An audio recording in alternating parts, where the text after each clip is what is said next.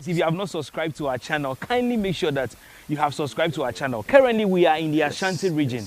I mean, we are in Ghana, Fumeswa. And today we are going to learn about catfish farming, how you can go into catfish farming with as low as 1,000 Ghana cedis. And you can make about 6,000 cedis. And it's a lot of money. So today I'll be talking to One Testy Ventures, and they are going to tell us a lot about going into catfish farming. If you don't have a very huge capital, you can start small, and I bet you are going to make a lot of money. Kindly subscribe to the channel, like the video, and of course, you leave a comment, and we'll definitely get back to you. My name is Berimaki Rajman. I'm going to be your host. Follow me to One Testy Ventures. Explain your system for us to see, because this is my first time seeing this. Right. Thank you. So this is a recirculating aquaculture setup. Okay. And when we talk about recirculating, it means that water is continually recirculated and reused in the system. Okay. For this system, we have a pond here that actually is, if you can see closely, the water is moving in that circular format. Yes. So what that does is that it actually causes a centrifugal push of all the waste to the center. Okay. You know, and then these hoses that you see here, the yellow hoses coming out of the water, actually have been placed in the central area where the waste, where the wastes are concentrated. Okay. And it brings it into this bucket. Back here. And this bucket has also a filtration system in there. Okay. That first of all filters out the waste that has been brought. The waste, we call the biosolids, comes as a result of the fecal matter. Okay. You know, the fishes are in there. That's their home. Yeah. You know, they eat themselves, everything. The waste feed that, you know, builds up, it comes here for collection. And after it has been collected, you see this water looks like the one here. It means that it has been filtered and it's clean. We need to bring it back.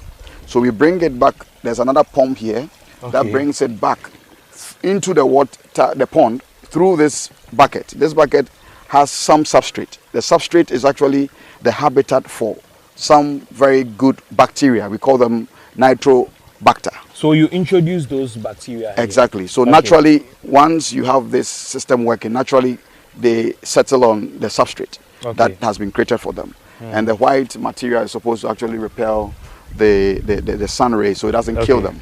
That's why we use the white material here.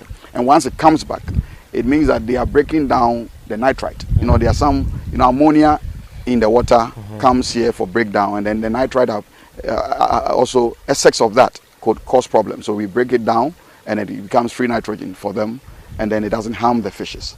So this is a biological filtration system that does that work perfectly. And with this, there's no need to change the water. Because I heard in catfish farming, you need to be frequently changing your water. If you want your catfish to grow and to be very healthy, you need to be changing the water. So I'm hearing this for the very first time. Right. So at what point, if I'm using this system, at what point do I have to change the water? Right. Water change is possible. It could happen, but on two conditions. For our system, the first condition is when you suspect overfeeding. When you have overfed the fish, the excess feed starts rotting, decaying in the water, and the decaying process uses oxygen. What it means that it will deplete the oxygen that the animals are supposed to use, and it will start causing problems for them. So once you suspect, and the first sign of overfeeding is you actually start smelling very foul smell in the water. That means that there's been some form of overfeeding. You understand? Once that happens, then you have to change the water and replace with fresh one. The second condition is when you also suspect an infection in the fish. So you see maybe on their skin, some start dying, and on their skin you see some skin lesions, and then, you know, some fungal rot here and there. Then you suspect no, there's something. So for you to be able to treat them, you need to take out the water, treat them before you refill. Okay, let me ask you that as we move to at that point. I want to ask you, if I go into catfish farming, how lucrative is this business if I want to go into catfish farming? Is it very lucrative for the youth of Ghana to go into, or it is something that you have to spend everything you have and you don't even get anything? I must be very frank with you. First off, every business has its incubation period. Sure. So when people think about lucrative, it's relative in the sense that in our days, you think that once you put in money, first 4 months you should have your money back. No, it doesn't work that way. Okay. Our system is proven and is tested that in 12 months, if you do a good production, you should be able to break even. Break even means that you've been able to take care of the fixed asset, the fixed cost that you put in there. So if you spend about 12,500 for a full setup, if you're able to do it consistently for 12 months, you should be able to get what you invested. Yeah, exactly. Okay. Then subsequently, there's what we call the running cost. Okay. So the running cost is what you put in. Okay, the tank is there. You have the biofiltration system. No, I don't pay you for don't those pay things. for that. Yes. Now, the running cost, if you decide to invest 5,000, the surety I can give you is that when you invest 5,000, let's make a little, arithmetic here. Okay. Now, if I put in 1,000 pieces of catfish. Catfish, are we talking about fingerlings? Or no, I mean the fingerlings. Fingerlings. How much pieces? Is one? One is about 1 cedi 50 pesos. Okay, so let's assume we are buying one for 1 cedi. Exactly. Then it's 1,000. 1,000. Let me just say you're investing 5,000 into to take care of the feed, to take care of the fingerlings, to take care of the one who is managing. Okay, and maybe the water and electricity. 5,000, and then you end up at the end of your production cycle, which is about maximum 6 months. Maximum is 6 months. Yes. It means that you can harvest within 4 or 5 months. Of course. Possible. It's very possible. Okay. We harvest here as early as 4 months. Wow. It all depends on the size at which you start with. Okay. If you start with a very good size, within 4 months maximum, you should have about not less than 20% of them ready for the market. Wow. You understand? So if I invest 5,000. Yes, that's running. Running. We've talked about the breaking already. Yes. So running cost 5,000. Now you end up getting a success rate of maybe 60%. Okay, minimum. Okay. This is just wishful thinking. Minimum 60% success rate. What that means is that, assuming you have 600 pieces of fish in 6 months, and you decide that you want to just be so generous for the Christmas and sell one for 10 cedis. Which is not the case. In the market, I know in Accra, for instance, the minimum you can get is 15 cedis. Okay. And you decide that you want to sell it one for 10 cedis. That's 6,000, isn't it? Yeah. So 5,000, you get 6,000. Now, if you decide to go to the minimum rate in Accra for a kilo, and then you sell for 15 cedis, we are talking about 9,000. Sure. Wow. So it means that if we sell in kilos, right? Yes. So it means, for instance, if I have a fish I'm selling for, let's say 20 cedis, and I have about 12,000 fishes. Yeah. It means that within 6 or between 4, 5, 6 months, I'll be able to make over 240,000. You can. Your guess is as good as mine. And I realized that one thing about catfish is if you are selling them live, the prices are different from the smoked ones. Exactly. So when you add value, the value addition by its literal meaning means that you get more money. Wow. So once you smoke it, once you grill it, once you do something to the fish to add the value to it, then of course your money goes up. People will ask, and I know a lot of people watching us will ask that, is there a huge market for catfish farming in Ghana? If somebody decides to contact you, wants you to construct something like this, is there a huge market for something like this? There's a huge market for this. Ghana? In Ghana, yes, there is. The thing is that most of the things we do is also research-based. Okay. So we take our time. Okay. That's the reason why sometimes you don't see these things on the market.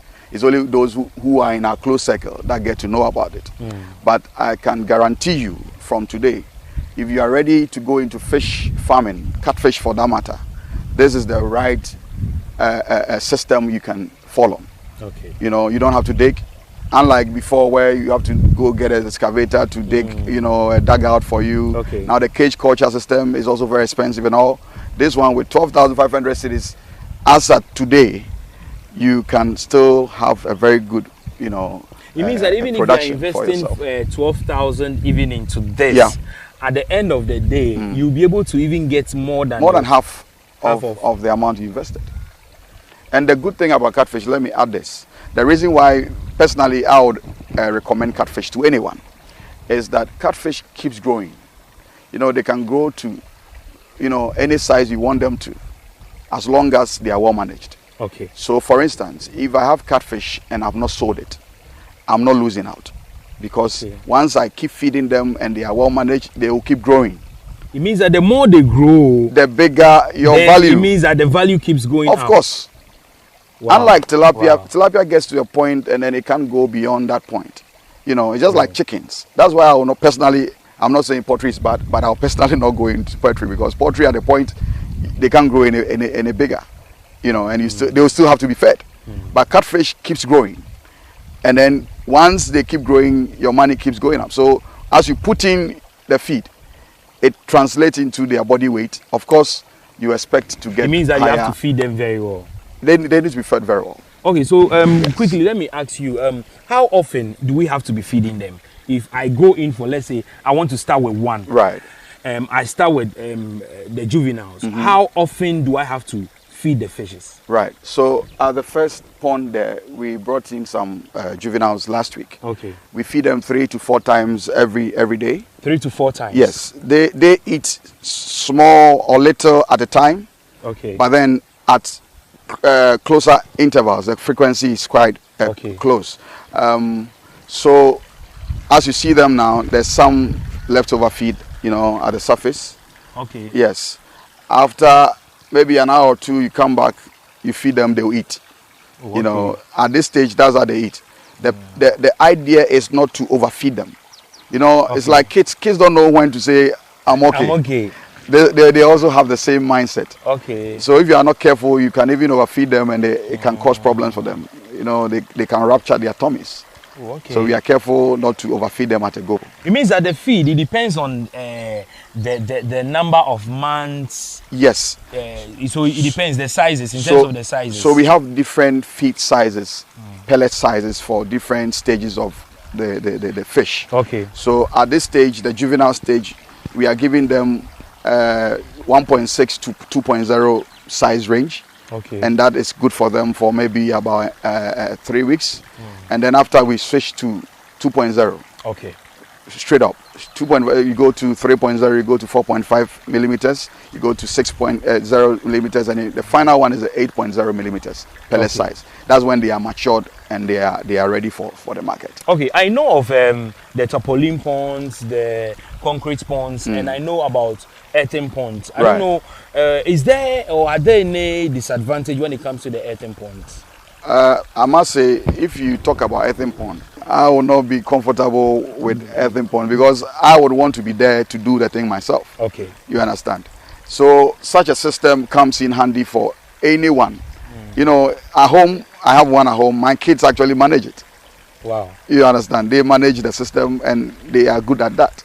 You know, so this comes in so easy for anyone at any point in time, wherever you want to set it up. It means with this one, if you have it at your backyard, exactly. If you are going to the office, you don't need to enter into no. You can just you can still be in your suit and so take care of it. Okay. You know, that is how easy this one works. Unlike the dugout where you need to, and mostly it's in muddy, waterlogged areas. You can't go there with this your ahinema. You need to be very careful about what you know, how to manage all that. So this one is, I would say, very hygienic and also very portable, and it comes in for whoever wants to do it at any point in time. Your backyard, it comes in handy for you. Wow. You know.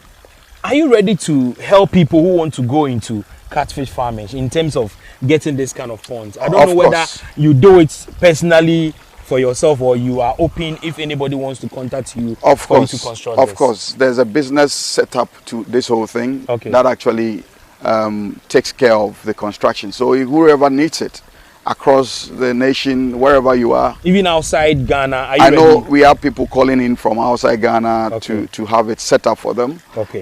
We are trying to find avenues to be able to do that. We have not gotten there yet. So currently we are focusing on Ghana. If there's any opportunity or avenue to go out of the country to help others get this, why not? We will be happy to do that. So here and now, One Tasty Ventures is the business setup that is actually managing these One things. Tasty Ventures. One Tasty Ventures. Okay. Whenever you type it in Google, One Tasty, WONTSTY Okay. Ventures, you see it's a very unique name. They are managing all these things, and I'm just only an engineer on this, pushing the agenda. Okay. You know, because I designed some of these things, and then we are working together. Okay, so this is your own design. These are designs that I made here. Even the filtration and everything. These are designs that I actually made here. Okay. Taking inspiration from my Brazilian counterparts. They have been advanced in these things. So we have to actually take that inspiration and then adapt these systems to our conditions in Ghana. Wow. Yes. Wow. So if you can leave any number so that in case somebody wants to contact you for you to construct this. And I think you offer training as well. We offer training as well. It means that when someone contracts you to construct this, it comes with training. It comes with training. I must say that One Tasty is even offering free training for whoever subscribes to any of the packages. So if you want a package, the training, the technical support comes freely. Okay. You know, you don't get this anywhere. After service? After service. Sure. We still give you free training. Okay. And then technical support and backstopping all through. So, you were talking about overfeeding. Can you actually explain what overfeeding is? Right. So overfeeding is when you actually see so much feed at the surface of the water after they have eaten. So if I put in, what we do is that to curtail that, we have to do what we call response feeding. So response feeding, as you can see here, I saw it means that you put in one. Yes, it means that they want to eat. So they want to eat. So this is response feeding. I give them as and when they will eat. I keep feeding as and when they will eat. So this is actually part of the training. Actually, when I came, they were down there. Yes, but once they smell the feed, they come up. So this is response feeding. If I keep feeding them, at a point you realize that their response will not be as much as it is now. That means that they are almost full. Then you have to reduce the quantity you are putting in. It means that when you are feeding them, you need to actually take your time. Take your time. You don't just get there and start. No. Take your time. The reason why automated feeders are not the best when it comes to practical feeding of fish. Okay. Because automated feeders would just put the feed in when the time is due. Okay. They are timed. But then there are times you put in feed and they will not eat for whatever reason, you can't tell. But then you being the farmer should be able to know if there's anything wrong with the water, it affects your feeding directly. Okay. Yeah, then that should give you a precursor that no, I need to check what is happening in the water. Okay. Yes. So this is what we call the response feeding. Oh, okay. We give them as and when they will eat. If they stop eating, we stop feeding. Okay. Then you can tell the overfeeding issue that we are talking about. Okay, so you've explained your filtration system to me, but I still see that the water we have in this pond is green, and someone watching us right now will go like, but your water is dirty. Right. Can we classify this water as a dirty water? The fact that it's green does not make it dirty, especially for the fish. Of course, you might not want to drink this, but the fishes are comfortable. One, the greenish color is because of the algae bloom. The algae is natural. They like if you ever be a pupubibre, or something like that. Yeah. Okay. Those definitely, if you have a stagnant water somewhere, of course, you are going to have this reaction. Exactly. You have that reaction. It's very natural. Okay. And it is not harmful to them, at this stage. It is not harmful to them at all. And it also actually is beneficial to them. Okay. The algae is actually for tilapia. It's actually feed for tilapia. Oh, okay. Yes. It's also phytoplankton. Algae is phytoplankton. So tilapia actually feeds on that. Oh, okay. But catfish does not do that. But then what it does for catfish is that it shields them. They are nocturnal, like I said earlier. So it shields them from the sun's radiations. Okay. During the day, it keeps them cool. They don't have that sunlight impact and all. And it is nothing bad at all as far as culture of catfish is concerned. Okay, so we've heard from Doctor, and in case you are a youth, you are a businessman, or you're looking for a business to venture into, then I recommend that get into catfish farming because you are going to make a lot of money. Doctor, share your number with us in case someone wants to give you a contract to come and construct this at his or her backyard, or someone wants to go into full-time catfish farming. One Testy Ventures, how do we contact you? Right, so One Testy Ventures can be contacted any day on 0545-323939. And then if you want to do WhatsApp, you can use 020-62-345-87. WhatsApp 020-62-345-87. The landline you can call is 0545-323939. Okay, Doctor, before I let you go, how does your system work? Actually, I don't know whether it's powered by electricity or it is something manual. I don't know how the circulation takes place. Do I need to have electricity before this system works? Okay, so let me just put it on record that this system is a wonderful system. However, you need to have access to electricity. Okay.